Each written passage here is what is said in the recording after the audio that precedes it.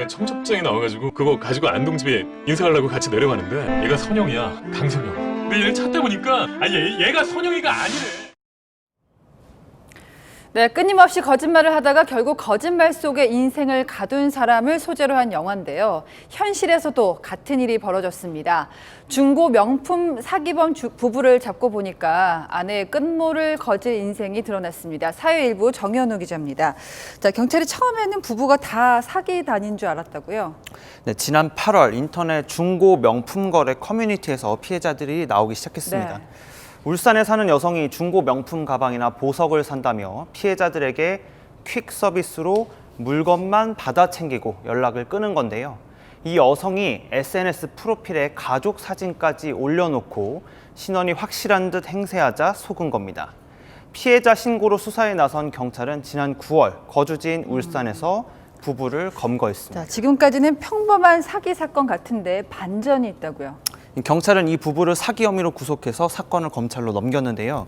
경찰 수사 때 진술을 거부했던 남편이 검찰에서 입을 열기 시작합니다.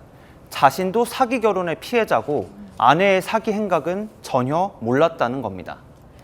결혼할 때 아내는 남편에게 자신을 유명 커피 프랜차이즈 기업의 상속녀라고 소개했는데요. 예. 상속 분쟁 해결에 쓸 돈이라며 남편과 시댁에서 4억 원을 받아가기도 했습니다. 네. 본인도 사기 결혼을 당했다고 하면서 왜 뒤늦게 입을 열었을까요? 경찰 수사를 받을 때만 해도 아내를 믿고 있었던 것 같습니다. 저희가 취재를 해보니까요. 여성은 검거 직전 남편에게 진술을 거부하라고 시켰고 법원 구속영장 심사에도 나가지 말라고 했는데요. 남편은 아내 말대로 영장 심사에 불출석했는데 정작 아내가 혼자 출석한 뒤 남편도 공범이었다고 주장을 한 겁니다. 아내 말을 따랐는데도 졸지에 공범으로 구속되자 남편도 그제서야 아내를 의심하며 그간의 말과 행적을 되짚어본 걸로 보입니다. 거짓말 한 지는 상당히 오래됐다는 건데 남편한테 왜 이런 짓을 했을까요? 검찰은 이번 사건의 성격을 현대판 리플리라고 설명을 했습니다.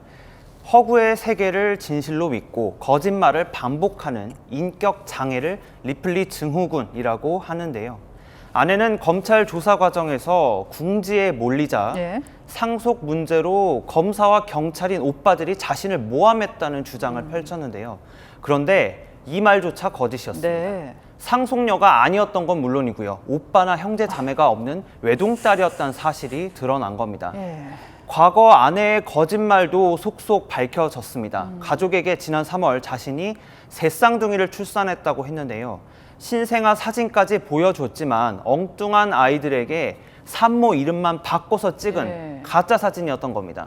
아이들을 보여주지는 않고 다른 곳에 맡겨 키우고 있다며 계속 둘러대 속였다고 합니다. 자, 부부의 처벌 수위도 달라질 수밖에 없겠는데요.